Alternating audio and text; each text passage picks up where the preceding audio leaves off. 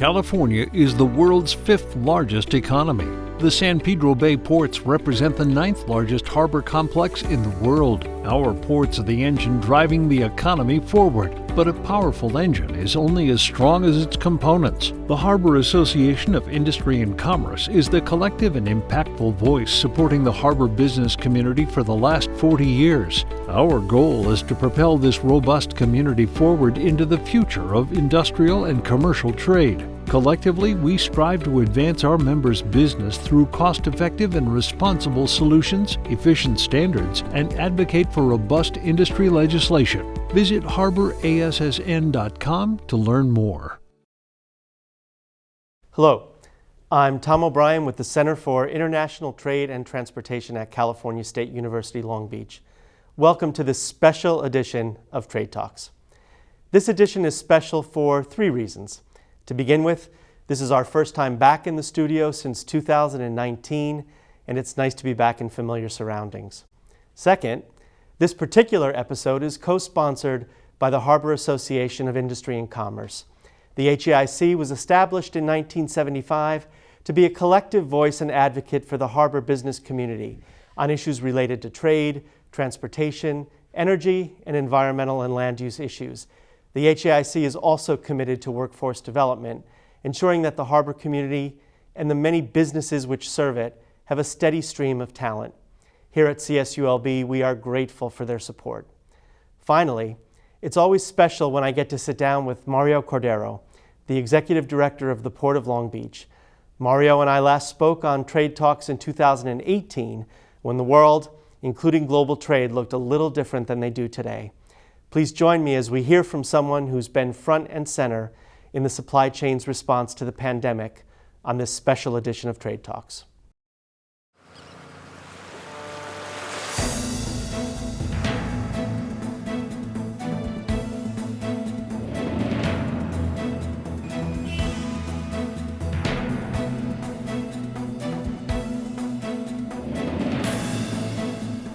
Hello, my name is Tom O'Brien, and welcome to this special episode of Trade Talks. My guest today is the Port of Long Beach Executive Director Mario Cordero, and this episode is sponsored by the Harbor Association of Industry and Commerce. Mario Cordero has served as a member, Vice President, and President of the Long Beach Board of Harbor Commissioners beginning in 2003, before resigning to accept President Barack Obama's appointment to the Federal Maritime Commission in 2011.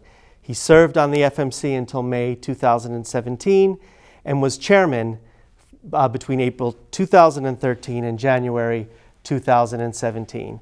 During his tenure as a Long Beach Harbor Commissioner, Mr. Cordero spearheaded the development of the pioneering Green Port policy, which we're going to have a chance to talk a little bit about today. The policy has been nationally recognized and become a model for ports worldwide. And Mario also has a commitment to education. He's taught political science at Long Beach City College. And perhaps most important, Mario, you're a graduate of California State University, Long Beach. And so I'm thrilled to have you here today. Welcome. Thank you so much, Tom. It's a pleasure to be here at my alumni here. I want to start by talking a little bit about your perspective on the port's role in the pandemic response and help the audience understand what they're both seeing and experiencing firsthand. The supply chain, since the last time we talked, has gained a visibility that it perhaps hasn't experienced forever. So I think this time we can assume that the audience has a better understanding of what role the port plays in the global supply chain, and they should have a new appreciation for it. So what I'd like to talk about now is why the port and the supply chain in general are so important and why people are observing something different this time around. Well, number one, Tom, I think it's fair to say that we're in a global crisis. And as it relates to the port industry, the disruption in the supply chain commenced with the trade war of the prior administration. As you know, here for the San Pedro Bay complex and the Port of Long Beach, we are the nation's largest port complex by far. And of course, our dependency on trade from Asia is paramount here, more specifically imports that we receive in a huge volume from China. So the trade war discussion, that geopolitical discussion then was followed by the health pandemic, COVID-19. So suffice to say that the visibility now on the nation's largest port complex is at a high level, going to the White House and of course the governor's office. And so this evolution from sort of pre-pandemic changes and the health crisis have resulted in the delays that many consumers are experiencing, not only in Southern California or California, but the nation as a whole. Not only the nation, but in the global community. I mean, we have disruption in Europe and China, and of course, a lot of the containers from the ports of origin here in China, if there's one COVID-19 positive in the workforce in these Chinese ports, they close down the terminal. So that's the impact of what COVID-19 is having in the global supply chain. I think people would be surprised to hear, though, how actually the supply chain worked really well during the pandemic. They may not think it when they experience delays, but despite all of the challenges, the supply chain worked really well because we got goods, particularly the PPE and all of those things that were critical.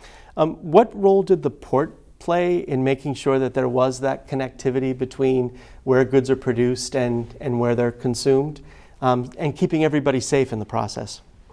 Well, that's a great question. I mean, number one, as you mentioned, we've kept the workforce safe. The men and women who have worked at the docks here in Southern California, the San Pedro Bay complex, they have worked in the supply chain from day one when the pandemic commenced, day in, day out.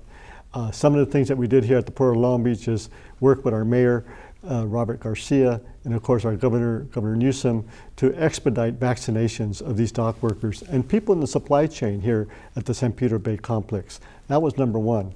But prior to that, the Port of Long Beach hosted a test site, which was very successful in testing upwards of 26,000 people in the complex. So these are some of the proactive measures we took early on. And as a result of that, we have a workforce that continues to work day in, day out. And of course, because most of them are vaccinated, it has mitigated some of the impacts from the ongoing COVID-19 and of course the Delta variant that's before us. And is this an approach that was unique to Southern California? Were the problems more acute here? What made your response so effective? Well, the problems were not unique to Southern California, but how we approached them were. So like I mentioned, we opened up a test site very early in the game. We made sure we had our workforce vaccinated. And for the Port of Long Beach, we allocated a staging area for containers because part of this is a capacity issue given the volumes of containers that we have. And right now that project that was initiated last year called the STORE project represents 64 acres of staging area for containers, both empties and loaded imports. This was a thinking out of the box moment for our staff at the Port of Long Beach. It's been very well received by our shippers. And of course, we're doing all we can to avoid delays. But bottom line, you mentioned the volume that we're moving here, 20 million, Tom, forecasted between the Port of Los Angeles and Port of Long Beach for year 2021. So in all fairness, we're doing pretty good moving that kind of cargo. And those figures were projected for several years out, right? We're seeing volumes that we were thinking we were going to be seeing much later. That's a great point. I mean, the forecast that was made, if you go back even 10 years, we're at that moment. What's different, no one predicted the health pandemic that we're in, the unprecedented pandemic that no one has ever lived through. So this is really, I think the cliche, crisis brings opportunity. Mm-hmm. It's brought an opportunity for us to discuss here, how do we make the supply chain more fluid, more efficient, and more predictable so that at the end of the day, the customers have their products not only on time, but again, in an efficient manner. So last I'll say, my first day at a Port of Speech here in 2018, when I was last here with you, it was a big year for the Port of Long Beach. We moved 8.1 million containers in 2018. And back then, before this crisis, I said we needed to have an Amazon state of mind, which basically means e-commerce and Amazon changed everything in this industry. And you really can't control that, right? You're reacting to factors that are outside of the port's control. How do you plan for something like that, or how do you anticipate what an Amazon state of mind means next year relative to this year? Well, number one, we don't run the terminals. We're a landlord-tenant operation here, so we're the landlord. But I think it's fair to say that people will tell you that in the last few years, going back to the Greenport policy of 2005, we decide we're not just a landlord, we're going to have a voice at the table in terms of how we move and how we collaborate with our stakeholders, be it the marine terminal operators, the truckers, the carriers. So it's a full court press in terms of what we've been able to do to have constructive, collaborative discussions to address the challenges of the day. It seems that the pandemic revealed more than anything the need for that type of collaboration, because this is a supply chain challenge. It's not just a challenge at the ports. Is that right? Absolutely. I think what this pandemic did is basically say, look, you knew you were going to have 20 million containers moving through this complex at some point. Now it's the time to really address these issues, and I think we've come a long way here in this complex, and also with our elected officials of really honing in on this issue in terms of how we make the nation's largest port complex more efficient, more competitive, because at the end of the day, this gateway is the more strategic and significant gateway to the United States, given our proximity to the Trans-Pacific trade route, the most important trade route for this country, and of course, the region of Asia. I want to talk a little bit about, because you mentioned it, the Greenport policy. One of the things that is important, I think, to mention is that despite this surge in volume and the work that the ports and the entire supply chain has done, you have not sacrificed the sustainability goals that were established under the Greenport policy. And I'm curious how the port responds to this rapidly changing consumer demand, unanticipated, unprecedented, while keeping an eye on the environmental goals. Well, that's one of the challenges. I mean, this Amazon state of mind, the consumer expects her products tomorrow.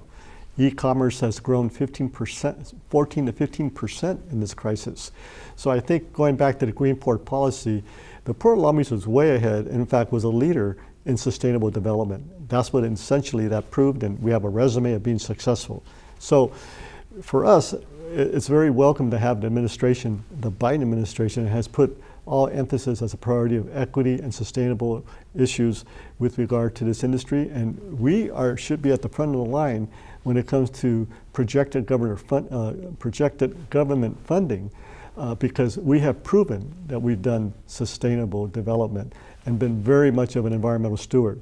So for us, it's not about what we're going to promise, it's about what we have already done.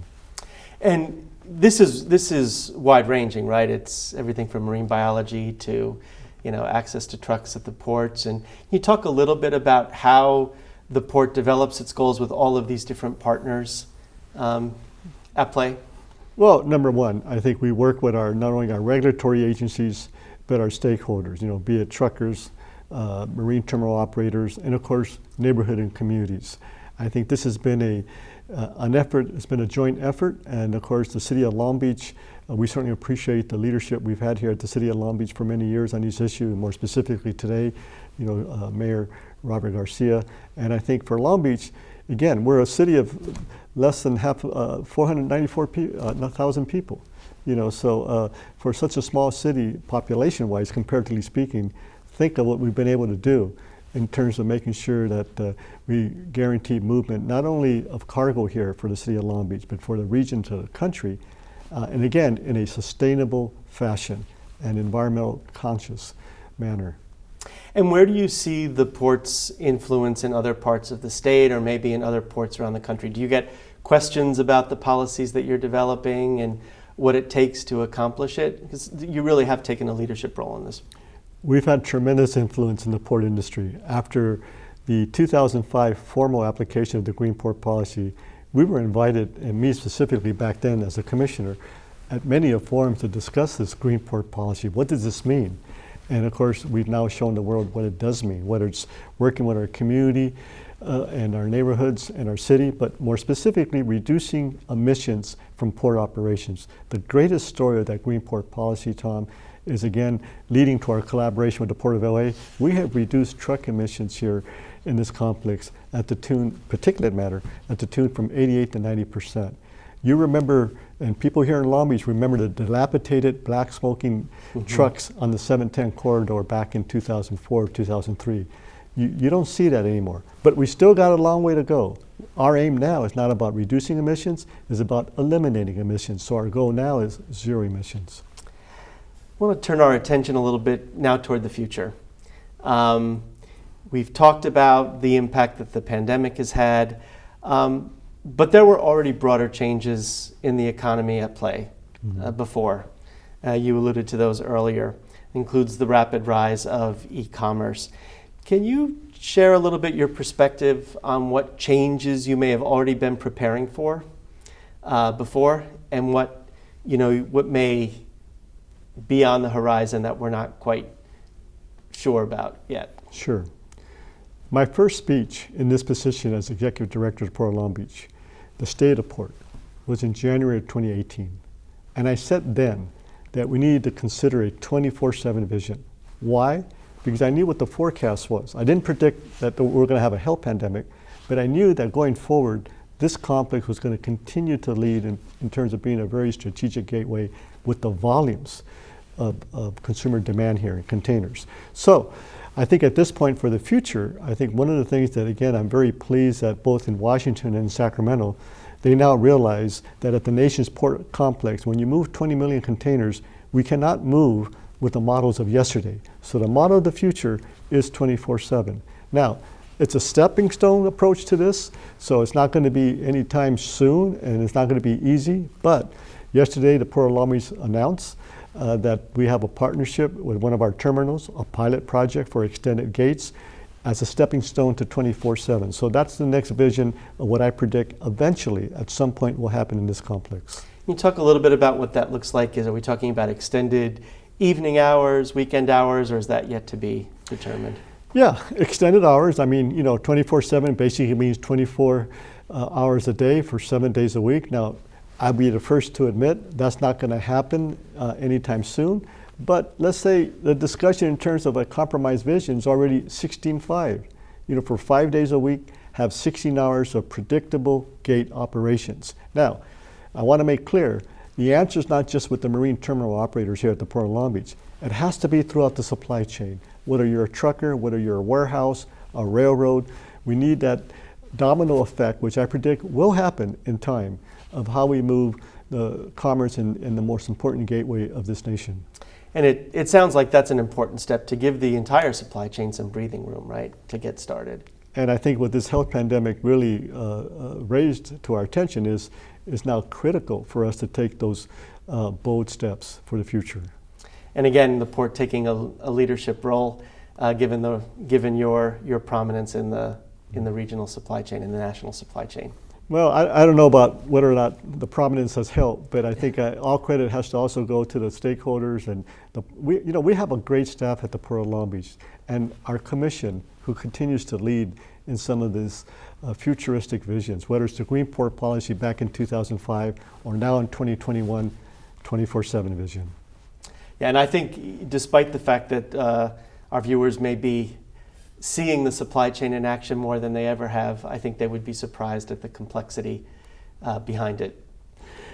Yeah, I mean, we're certainly front and center now. I said we've gotten the attention of the White House, who appointed John Bacardi as an envoy to address this issue.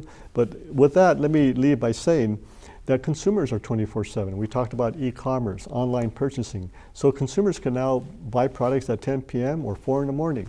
And one of the things that we have seen, that the United States has been very fortunate now in having a vibrant economy or trajectory upwards as compared to other economies in the world, and that's the reason we have this volume demand, which is the consumer demand. So again, it's at all levels. So the good news is we have a good economy, and it's getting better. So we need to get prepared again to handle this kind of volume in the future. And like I said, we need to think out of the box and start changing models of operation in order to do that.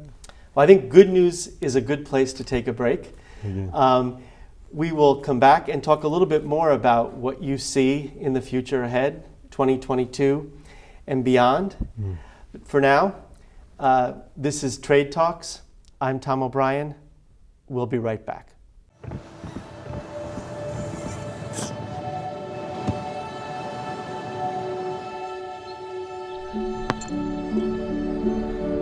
Go to that. I don't remember how it started.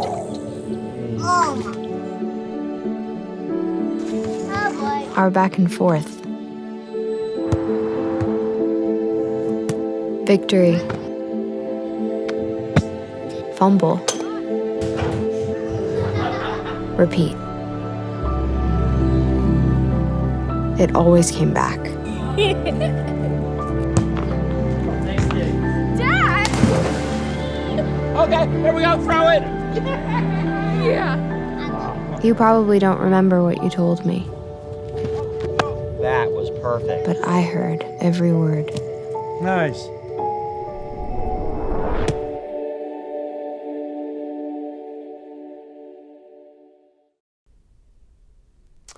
Welcome back to Trade Talks, a special edition sponsored by the Harbor Association of Industry and Commerce. I'm Tom O'Brien, and my very special guest today is Mario Cordero, the Executive Director of the Port of Long Beach. And before the break, Mario, we were talking a little bit about what the global supply chain has been experiencing in the wake of the pandemic, and we started a discussion of what to look forward to in 2022 and beyond. And so we left off talking about the fact that the supply chain is experiencing challenges across the board, not only at ports, but in warehousing and trucking and rail. There are even equipment shortages. What else can we do to get some breathing room so that we can solve the broader system-wide challenges, things that implement change over the longer term? Well, first of all, we're very fortunate that we have an administration now that has the ports on the radar in terms of infrastructure funding. So the continued investment in infrastructure, more specifically rail, I think the future for me is absolutely rail here for the Port of Long Beach. And the reason is because look at the freeways. We have to deal with this issue of congestion, not only with regard to within the port, but also the corridors. So trucking is always going to be a part of the component. But for us, our goal is to make sure that the equation here now moves on the rail side. So for that reason, the Port of Long Beach, our Harbor Commission, has authorized a budget of about $1.6 billion in the next 10 years to be invested in rail. So again, the more we get on dock rail and get these containers out of the harbor district by rail, that's the future. And 10 years is a long time horizon, right? What do we do between now and then to make sure that we're still moving the containers off the docks successfully and efficiently? Well, one of the important things is that we have extended gate hours and make sure that those are certain and reliable. And I think that will create fluidity in how we move the containers. Now again, it signals that in the supply chain, the truckers have to be there. And of course, the warehouses have to be open. And the distribution centers have to be part of this commentary. So those are exactly what we're working on right now, because I think that's what we need to do. Full disclosure, you and I were both part of a recent effort that looked at convening all of these stakeholders that you've been talking about: the ports, rail, trucking, warehousing, community, and the consumers. Could you talk a little bit about why the port felt it important to be part of this effort and what you hope to accomplish, and why bringing all of the stakeholders together in one room at the same time is so necessary? Well, I think the crisis has brought us together. And I think what's going to be unique about this situation is that, again, crisis brings opportunity. So there's a tremendous opportunity for us to collaborate and work together to, think out of the box in terms of how we change things here, whether it's gate hours, and eliminate dwell time. Right now we have about 68 vessels at anchor in the harbor district. Unprecedented, historic. And to put that in the proper context, Tom, the highest number of vessels at anchor we ever had was 40 back in February.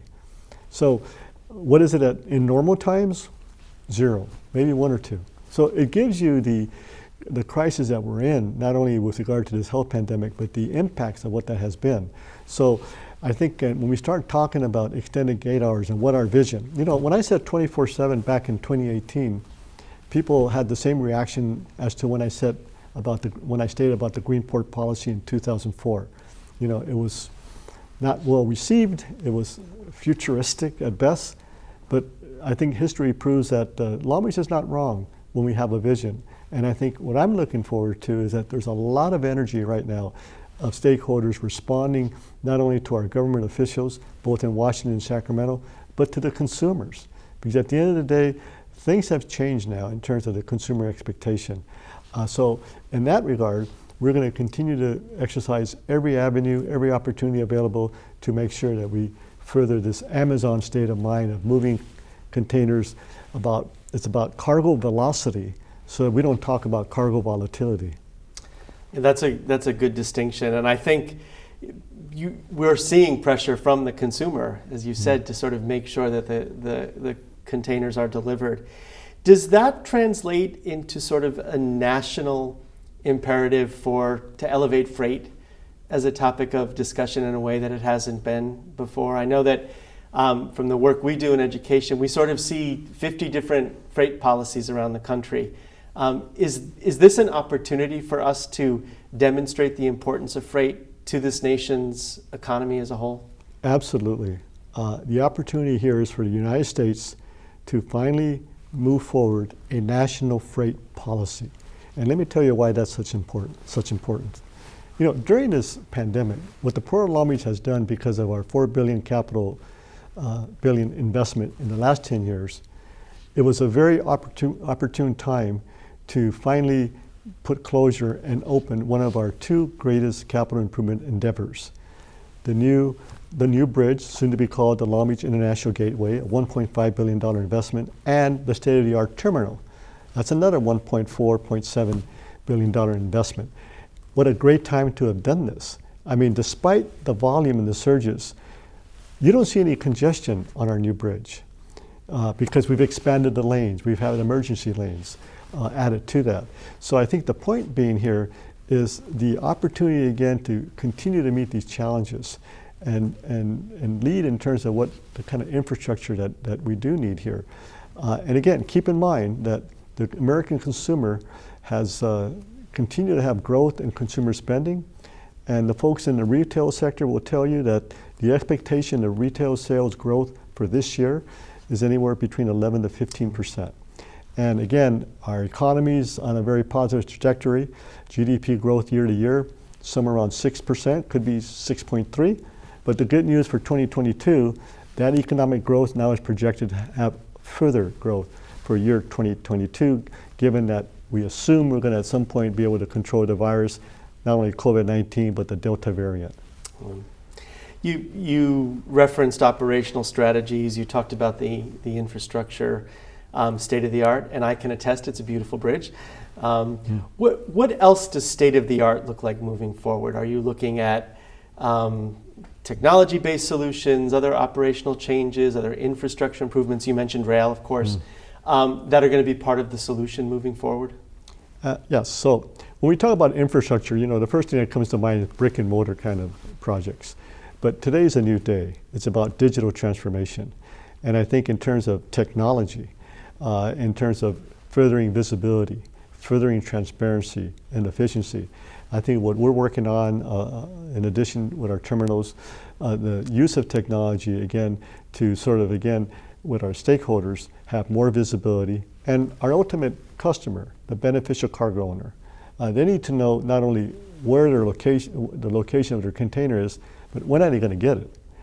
So I think these are some of the promising things that are happening in the horizon. That is the implementation of technology here, so that again, we get ready for the fifth industrial revolution, which is scheduled to commence in 2030, right? Yeah, you make a very good point. I mean, we as consumers, we've become very accustomed to tracking our packages once they're on a truck.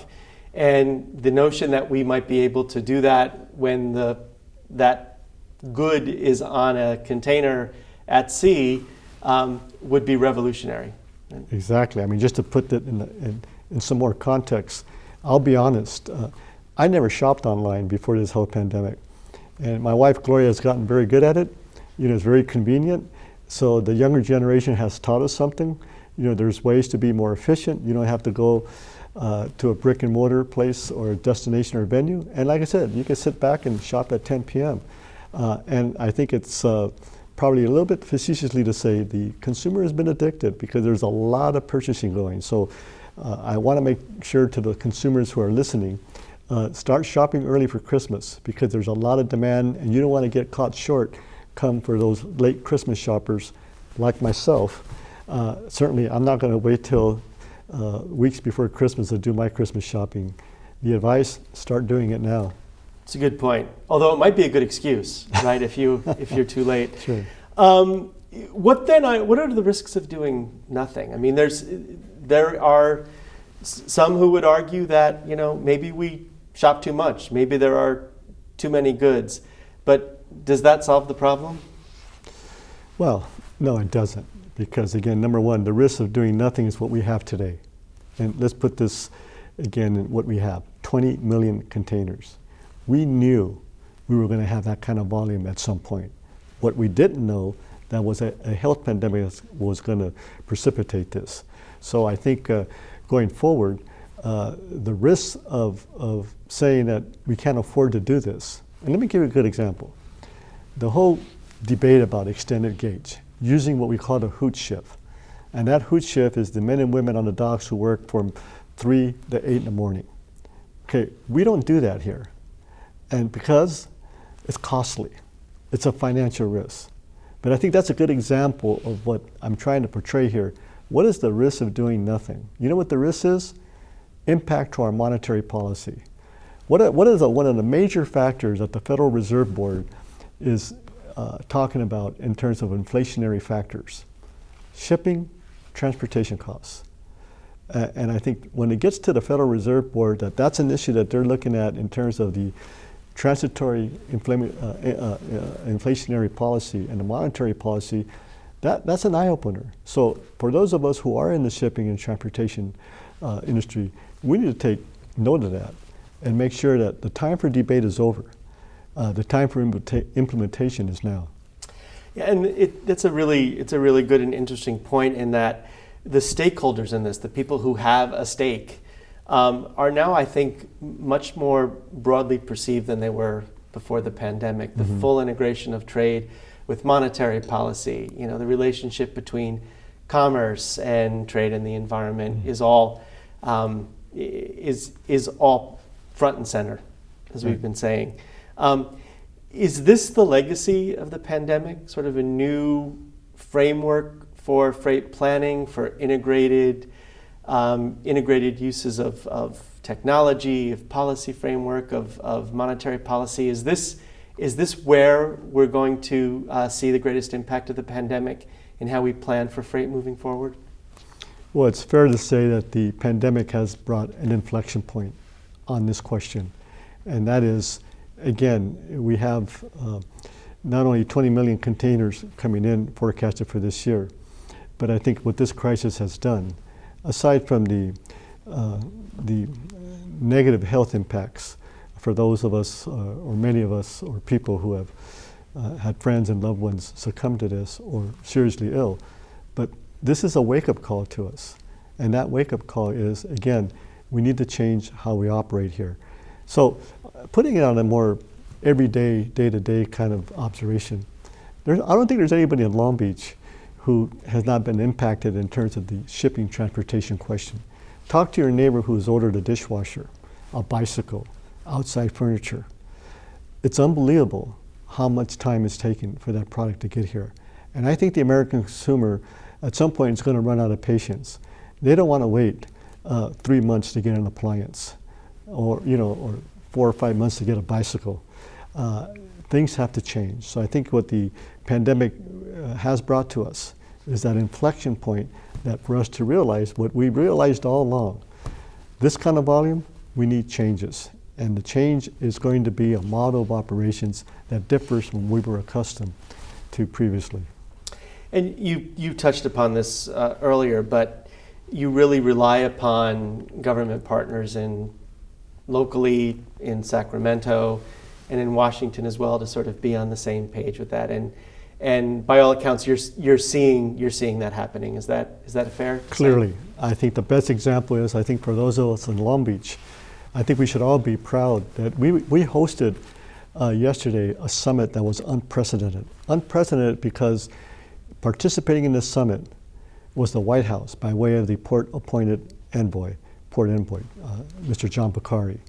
and Dee Dee Myers, senior advisor to the governor on these issues and director of business and development, GoBiz, and 3 or 4 leaders of the very pertinent agencies, whether it's the transportation agency, food and agriculture, and of course the list goes on.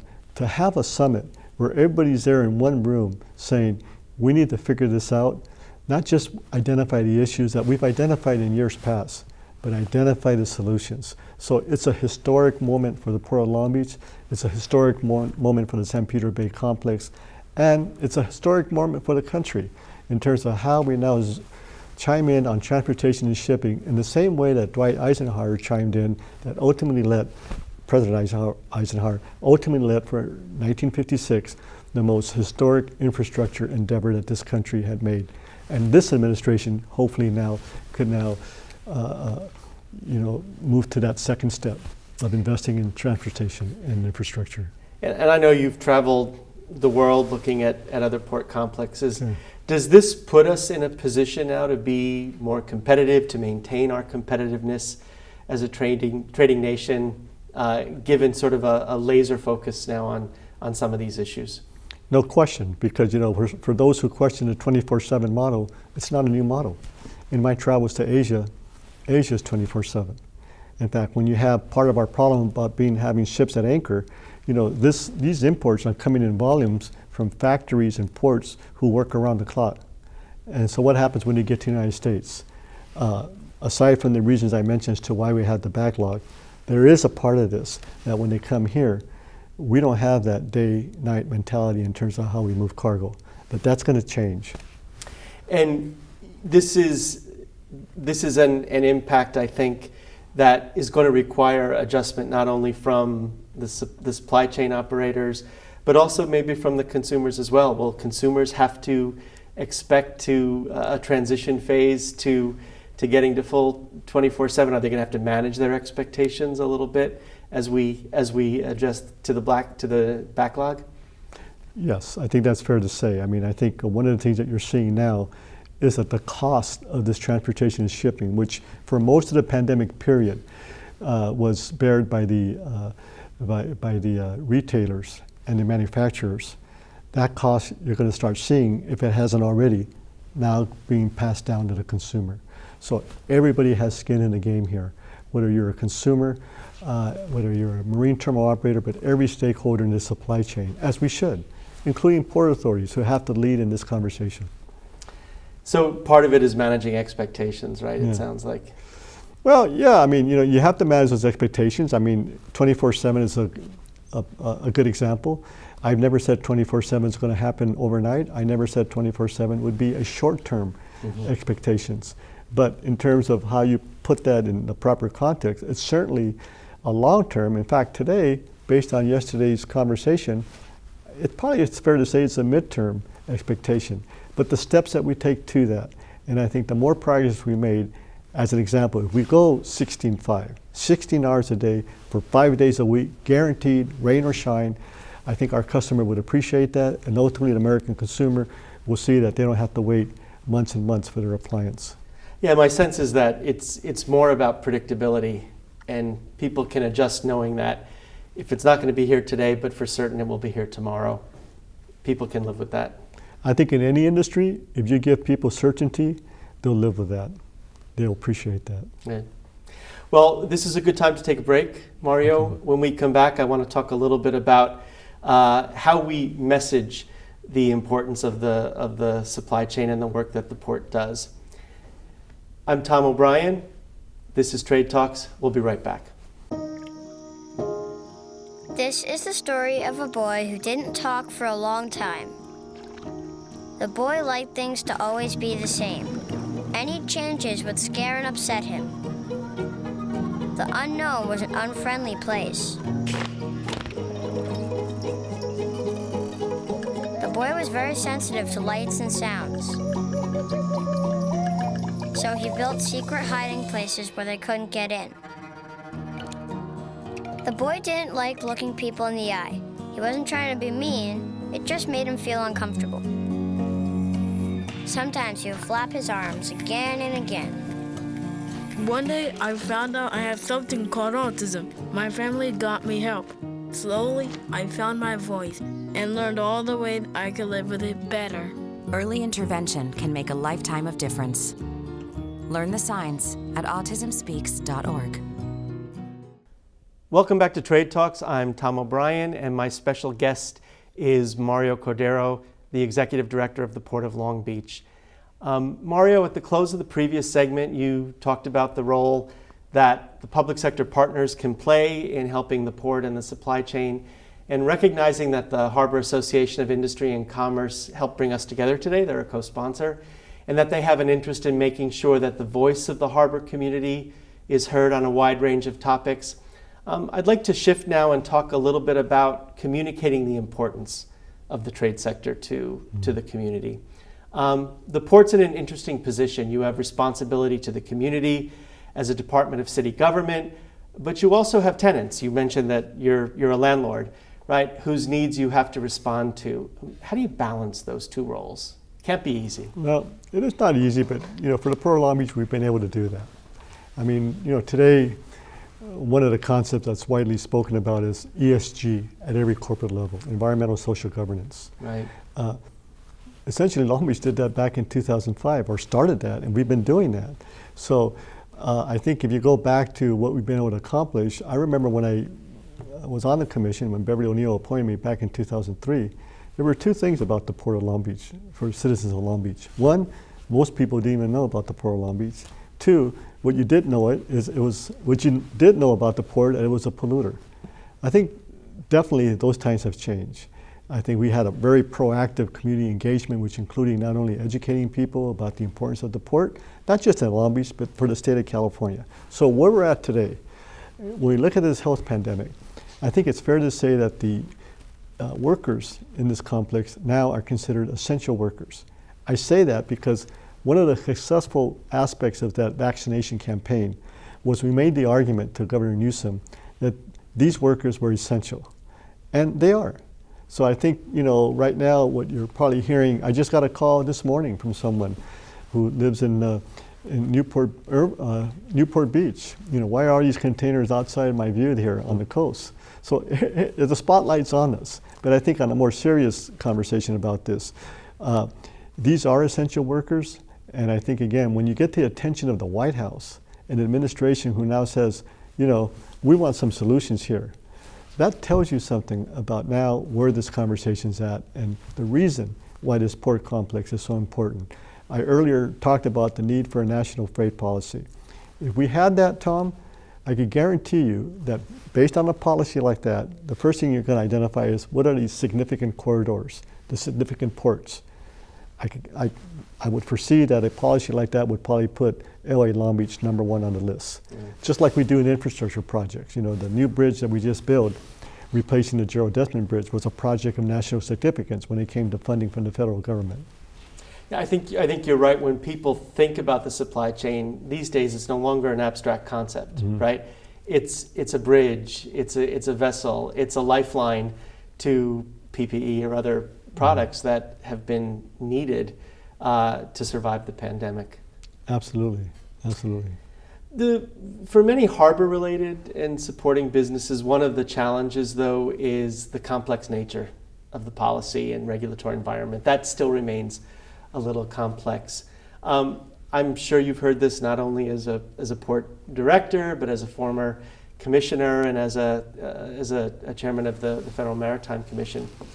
What advice do you have about how best to tell the story of the supply chain and industry to government partners? What's most important for the regulatory agencies to know? Come visit the port. I mean, one of the challenges is, well, the good news is we have a goal of zero emission. What other industry expressed a goal that we did back in November 2017, that we were going to be zero emission, not only in cargo handling equipment by 2030, but in trucking in 2035. That is environmental stewardship. The expectation, though, is now people would like us to be zero emission next year. Yeah. So I think, again, it does bring about high expectations, and I think based on, as to your question, come visit the Port of Long Beach. We talked about air quality. It's not perfect. We have a long ways to go, but it's much different than what it was even 10 years ago. Talk about water quality, marine life in the harbor. Again, this has been a full court press for Long Beach as part of our response to the neighborhoods and communities with regard to the environmental concerns. So, and in terms of visiting the complex, see what we spend our money on. The state-of-the-art terminal and what that has led to, the bridge, and other projects that we've done in the Harbor District. And last, the contribution that we've had in terms of with our funding to community grants. I mean, that's a huge story. Millions of dollars into the nonprofits of Port Long Beach, as where it should be. Because I remember, Tom, back when I was a commissioner, and I was asked by the Press Telegram, back in 2003, what do you hope to accomplish? And what I remember the answer, I said, well, look, this port should not benefit just a few. It should benefit the many. And what I meant, and what we've been able to do and prove, is people of Long Beach had to be the beneficiaries of this multi-billion-dollar industry. Neighborhoods, nonprofits, schools, we've done that, and we have led in that area of ESG. Well, and I can certainly attest to that, the importance of education to the mission of the port, and your commitment through personnel and programming as well as dollars has certainly benefited the community.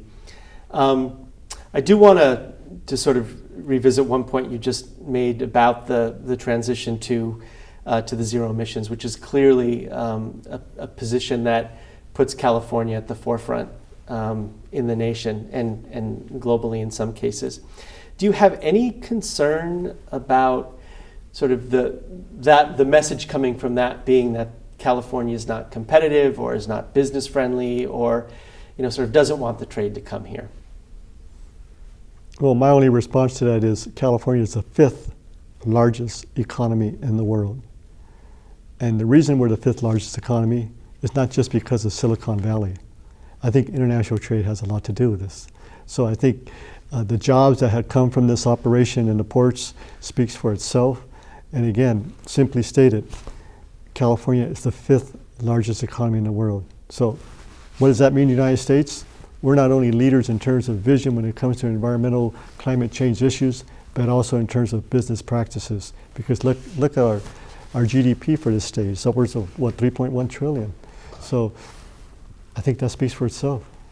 And one of the issues in terms of remaining competitiveness is workforce capacity, and I know that's central to the mission of the port and also a personal interest to you. How do we make sure that the port workforce, the supply chain workforce, is ready for whatever challenges are coming ahead? I mean, the most prominent perhaps is everyone talks about the lack of truck drivers, right? We need truck drivers. But it's more than that, isn't it? Absolutely. I think for the Port of Long Beach, recently there's two fronts that we have addressed. Number one, our partnership with the Port of Los Angeles to explore a training center for the men and women who work on the docks in terms of those future jobs. And crane operators, skilled labor. We need a training center in this complex. So workforce development is a very prioritized topic here. So I appreciate our collaboration with the Port of Los Angeles on this issue. Number two, what we do with the educational institutions. Our latest endeavor here for the Port of Long Beach is, again, to have partnerships with Long Beach Unified School District, not just in logistic jobs, but what are the jobs of the future? So we've elevated our partnership with Jordan High School to now talk about a STEMS program, because in the future, what we need from the young generation here, particularly the generation of people of color who are not subject to these type of professional fields, we need more engineers. We need the future generation to be not only equipped with those type of skill sets, but with technology overall. So those are two things that the Port of Long Beach has emphasized here in terms of our issue as it relates to workforce development. How do we develop the present workforce, but prepare the future workforce? Well, and as an educator, I imagine you think a lot about new ways of learning as well as new ways of working, and they need to meet in the middle somewhere. So it's important for us as educational institutions to be responsive to those changes, the broader changes in the economy. Is that right? Absolutely. Yeah. Since we seem to be meeting every 2 years, can you look into your crystal ball a little bit and tell me what you think the supply chain looks like when we next meet in 2023, if that's when it is? Well, we'll have cleaner trucks. We're taking those steps. Right now, the technology that's available to us is near zero, which is low NOx LNG trucks. It's there now. So for the Port of Long Beach, we need to reduce emissions now and not wait for zero emission. And as we go 2 years in the future, I think you're going to have a continued evolvement of the zero technology, that is electric trucks, that are going to be more present, maybe not in the numbers that most people think, but there's going to be a lot of progress on that end.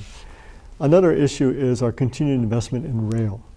As I indicated before, one of our next grand endeavor is the Pier B Rail Enhancement Facility. That's going to be a game changer in terms of how rail operations are in this complex. And I think those are a couple items that come to mind in terms of what the future is for the Port of Long Beach.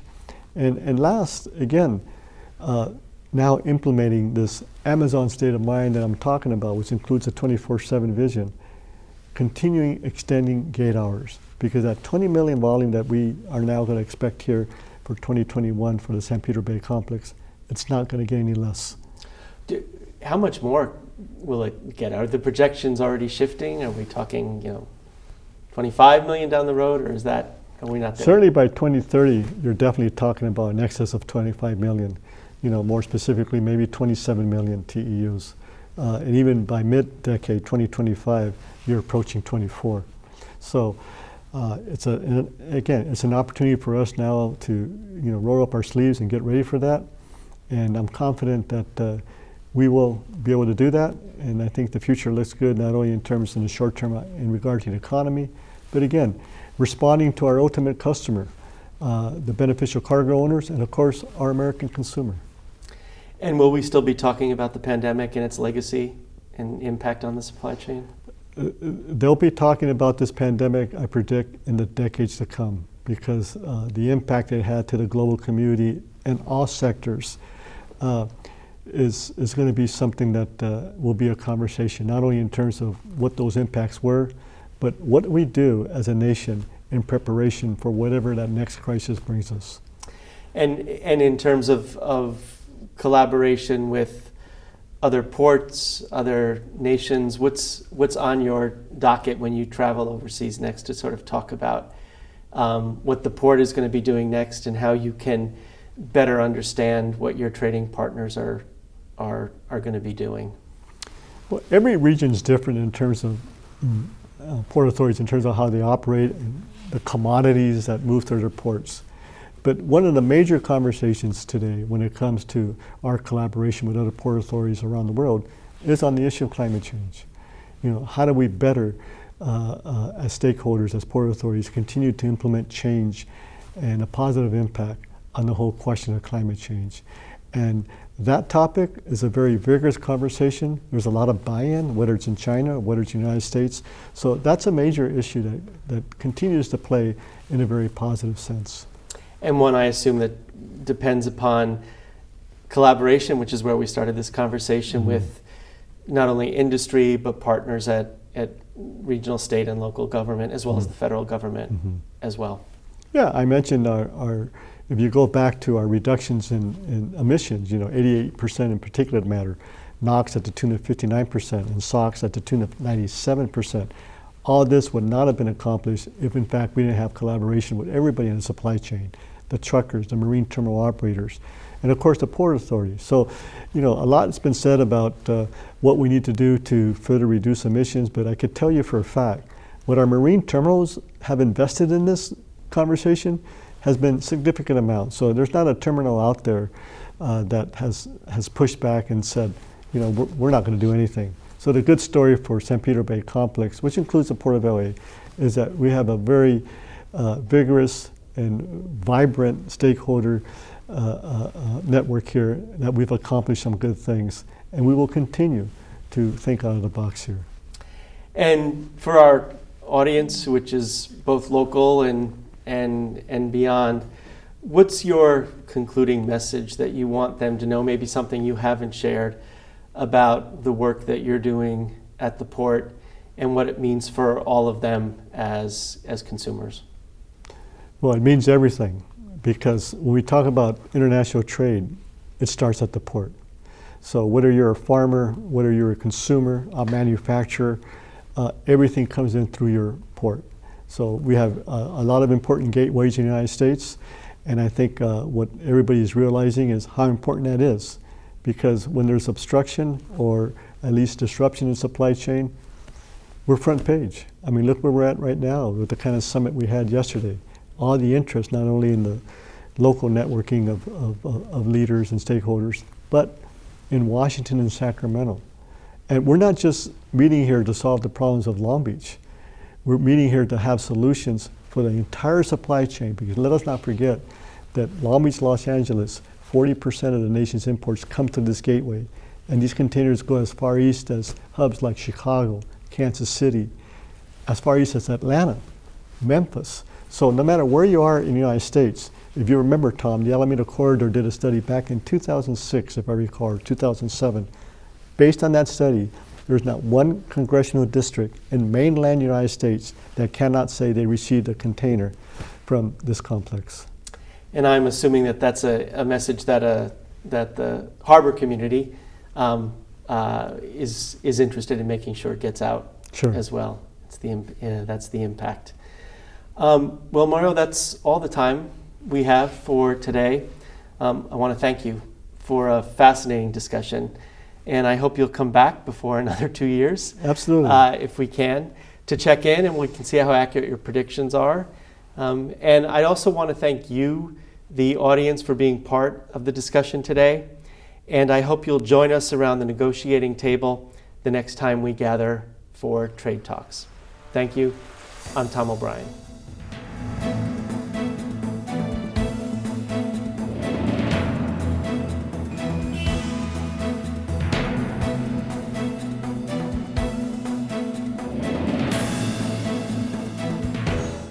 Thank you for joining us for this very special episode of Trade Talks.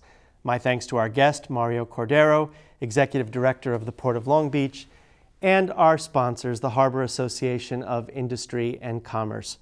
You'll find more information about HAIC's work and the ways you can become engaged in all of its programs, including its policy, professional development, and education-related programs at the link below.